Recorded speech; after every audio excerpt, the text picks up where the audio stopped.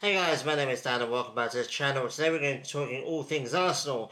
The good and the bad and the ugly. Let's get straight into the bad for the first off. Before the game against Everton, we're going to get into that in a second. It's devastating news that Gabriel, the defender, the centre-back, probably our best defender this season, and I would say the best centre back in the league this year, is out now for the rest of the season. I'm really sure he's done his hamstringing against Fulham, and yeah, pretty devastating. We just finally get Bukayo Saka back after 100 odd days out, and everyone's elated for that, and then boom, it's like, okay, cool, have your centre back out, have your best centre back out for the rest of the season. That he joins Kai Havertz now, Jesus, as Gabriel Jesus, amongst others. I think Tomiyasu is out as well. So yeah, it's been an injury-ravaged season. Everyone's a couple of people that I know are saying, "Oh, mate, what an unlucky season." I just think, well, to be honest with you, I think it's the last 3 years. We've been quite fortunate. I mean, Gabriel Jesus has been injured regularly, Tomiyasu as well. But, Bukayo Saka, Gabriel, apart from that big injury against Timber last season, and obviously Saliba as well the season before that, apart from them two, we've been quite lucky. Our best players have been quite injury-free over the last 3 years or so, and I think it's just catching up with us. I mean, Bukayo Saka especially, it sounds horrible to say, but I think he was due an injury. You've been playing him pretty much non-stop for about 5 or 6 years now, and it's going to happen at some point. It's just all happening in this season, amongst other things. I'm not going to blame our finishing second. I mean, we should finish second, touch wood, hopefully, but I'm not going to blame us not winning the league on injuries. There's multiple other things happening as well. Some that we're to blame for, some we're not to blame for, and this isn't, this is just what it is. I mean, injuries happen, but it's been an injury-ravaged season. You think if Bukayo Saka had been free those 100 days, maybe we'd be a couple of points more closer to Liverpool. But yeah, it's just devastating to lose Gabriel. It's like, okay, cool, might as well just end the season because, it is what it is. At this point, it's like you're just taking it on the chin at this point. It's devastating for him. Hopefully he comes back stronger. I think he will. He seems like a kind of guy that thrives under adversity. So, big recovery to him. I'm pretty sure he's done the surgery by now as well. So, yeah, best of luck to him, and hopefully we see him sooner rather than later. But yeah, we've got the rest of the season now. We've got obviously 8 games, including the Everton game left of the season, plus 2 games against Real Madrid. It's like, really, we lose our best centre back a few days before we play Real Madrid. It's just been that kind of season, to be honest with you. It's going into this game against Everton. Obviously, I think we were 11 or 12 points behind Liverpool, and we needed to win this game. Everton, last game of the Goodison Park, and yeah, it didn't really go according to plan. I mean, let's be real, Everton were the home side this game, but they were always going to play like the away team. We completely dominated the game, to be honest with you. Not just possession, but we peppered them to no end. We should have won this game, really. I mean, when Trossard banged his goal in, we're thinking, okay, it's probably going to be a 1-0. Hopefully we can score another one. You can always feel like Marino's a bit of a threat now. And we brought Saka off the bench. We thought he might have an impact. He didn't, but it was good to see him come off the bench, to be fair. And pretty much the whole second half, which is great. So yeah, going into half-time 1-0 up, you're thinking, okay, we've got this now. We're dominating them. We just got to keep applying the pressure. Hopefully, just get 1-0 or maybe get another goal, maybe. But we started the second half atrociously, which just completely took us a long time to get out of the half-time mindset, and we let them make this penalty, man. I'm just going to talk about it. I'm not going to talk too much about it. You all know about my feelings on the referees, PGMOL, and mate, it's always Arsenal this season that get the weird, the weird decisions going against us. Everyone's talking about this penalty that Lewis Skelly supposedly committed. They're not talking about the game. Really, they're not talking about Arsenal being second or 11 points behind Liverpool. They're not talking about anything.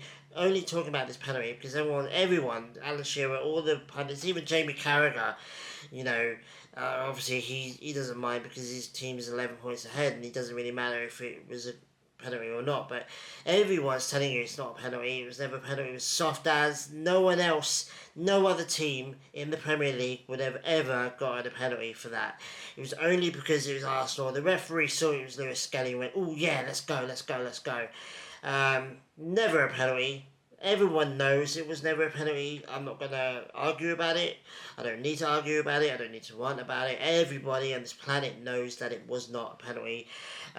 Everybody's mystified as why it was given. The referee can be kind of blamed for kind of not really seeing it properly or whatever, but there's a guy sat on his ass in the VAR room looking at slow motion and yeah, that's definitely a foul in the box and give it a penalty.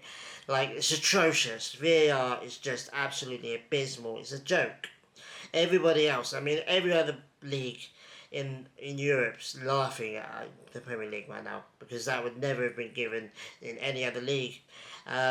It's only Arsenal. It seems to be, Arsenal did this weird thing. Let's just give a penalty for it. Let's just send Declan Rice off twice for kicking the ball away and never enforcing it with any other team ever again. It's just inexplicable. I'm not saying there's a conspiracy. I don't think there is a conspiracy. I think somebody somewhere has decided that Liverpool are going to win the league this year, or Arsenal are definitely not going to win the league this year, and the decisions that can only explain the weird decision. It's a whole load of them. Like, somebody somewhere is probably making a complete montage of the weird decisions that have gone against Arsenal this season, the weird penalties given for the weird things, that video is probably going to be about 10 minutes long because there's been so many this season. It's not even a debate at this point. Arsenal is refereed differently. That's all I'm going to say. There's no conspiracy. I don't think the referees are out against Arsenal. I don't think that there's the referees hate Arsenal or whatever. But we are refereed differently. We get penalties given against us that no other team in the league would get a penalty against them for. So that's where I say it was never a penalty. Everyone knew that we were dominating Everton. Everton never looked anywhere near like scoring a goal on their own. So they got the referee to thank for their point because this was looking like a 1-0 win, to be honest with you. Again, having said that, we weren't clinical enough. We peppered them no end. We dominated them pretty much the whole game, but didn't get the ball in the back of the net, and that's what you need to do ultimately. It just sucks now that Arsenal have to go into a game and we have to score 2, maybe 3 goals because there's going to be a BS penalty given against us at some point. There's going to be a weird decision that completely turns the game on its head. We kind of need to make sure that we're winning enough now to make sure that any fuck up from the referee is going to not affect our game or affect our season because that's how bad the referees are at the moment. The fact that as well, he blew the final whistle. I mean, there's that whole fiasco. He blew the final whistle. Everton, who benefited from the early whistle, said, look, the referee mate, there's minutes left of the game. Like, why have you blown your whistle? The referee's gone, oh yeah, all right then. It's like, what the hell, man? Like, it's the basic thing is keeping track of the time and how long you've got left in the game. Just embarrassing, man. The refereeing in this league is embarrassing. They're all mates, all the VAR and all the referees, they're all mates, they're all colleagues, they're all buddies. They don't want to go against each other. VAR are terrified of going against the referee. I'm assuming that they've been told, look, back up the referee. Whatever the referee decides, back him up. And we'll just spin it as often. We get Howard Webb and whatever on the TV trying to spew bullshit about how it was the correct decision, even though it's blatantly not. It's just weird now. You can't criticise them, you can't argue with them, you can't get them. They've even stopped apologising now. Really, it's just they quietly acknowledge to themselves that it shouldn't have been a red card. Well, don't acknowledge it to yourself. Acknowledge it to everyone. Own the mistake. At least that would be something.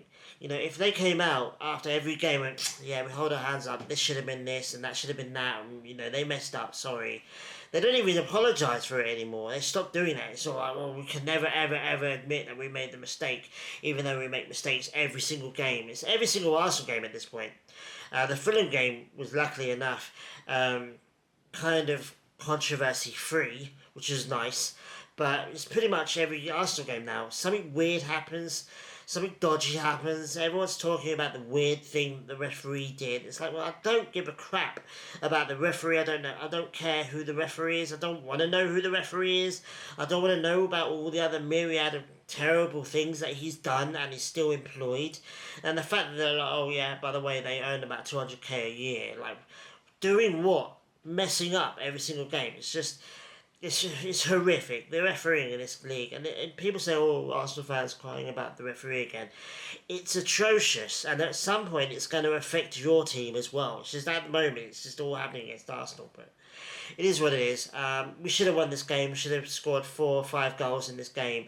We didn't. That's on us, and we get a point. And luckily enough, Liverpool lost at the weekend. Again, we could have been 2 points closer to them. 9 points with 7 games to go. Thinking, well, it's possible. But, we drew. I think, the league's gone. No Arsenal fans realistically going, oh, yeah, we could still win the league. If Liverpool go and lose 2 more games, and we get a point and maybe 4 points in the next 2 games, then maybe, you can start to think, 7 points, 6 games, 5 games to go. But at the moment, the league's gone. It's just all about Real Madrid now. You're thinking, damn, you can't even beat Everton. What are you going to do against Real Madrid? Well, they lost against Valencia. Real Madrid are gettable. I think they lost against them at home as well. They are gettable. They are beatable. We just got to be on it. And Saka's going to be massively important.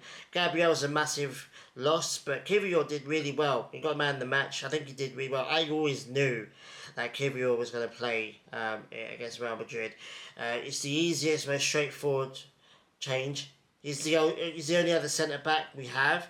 People saying, oh, Calafiori's injured, but Timber could play there. Ben White. I saw somebody say Ben White, but left centre-back. Like, dude, that's not going to happen. Like, just get out of your brain right now. It's going to be Kivior. And he had a really good game against Fulham, so he earns the spot against Real Madrid midweek. So we can only do what we can do. If we can get a shock win, and relatively speaking, it should be a shock win. If we can get a win at home, take it to the Bernabeu, then why not? Why can't we? Technically our season rests on these 2 games, but it's not pressure on us. It's just like, well, you know what? We've done really well to get this far. We've owned the Champions League so far in the group stages anyway. And we absolutely destroyed PSV. Why can't we go and get a result against Real Madrid? And they're not the Real Madrid of yesteryear that, we beat them at the Bernabeu like 20 years ago. Like, they're beatable now. They're more beatable now than they have been. So, and like I said to everyone that I know, all my friends, my colleagues and stuff, like, if we can beat Real Madrid in a 2-legged knockout stage game or one, then I think we can beat anyone. There's no outstanding team in the Champions League, in my opinion, right now. Bayern Munich maybe, PSG kinda, they're in a really good reign of form, but there's no one that jumps out like these teams. Should be definitely in the final. So should be a fun round, and I'm looking forward to it, to be honest with you. So yeah. And then we obviously got Brentford at home on Sunday as well, which is going to be a huge game. If we could beat them, and God forbid if Liverpool can drop points, they won't. There is a shock to the system. I think they've only lost 2 games all season, or 2 or 3 games all season now in the league, so don't look like they're going to lose. I don't know who they're playing, to be honest, but the VAR, the referees are not going to let them lose another game, in my opinion. So, but Brentford's still a massive game for us at home.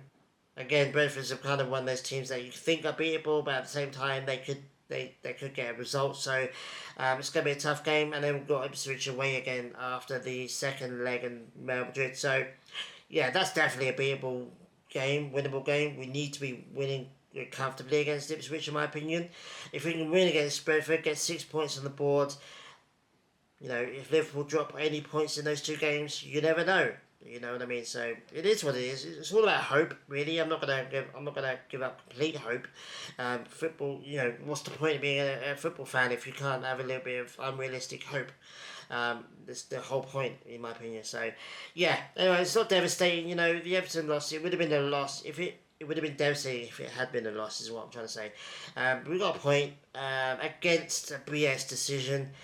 We move on, and if we can bounce back against Brentford, then game on. But yeah, anyway, let me know what you think about the game, what you think about Real Madrid. I'll try and do a video on Real Madrid, depends on what my work schedule is going to be like. If not, I'll do a video probably after the Brentford game, after next weekend. So, yeah, anyway, guys, I really do appreciate you watching. I'd like to subscribe if you hadn't done already. You guys seem to love my Arsenal videos, which is epic. I really do appreciate it. Comment down below if you've got anything to say, and we'll talk about it there. So, yeah, anyway, guys, have a really good week, and I'll see you guys very soon. Adios.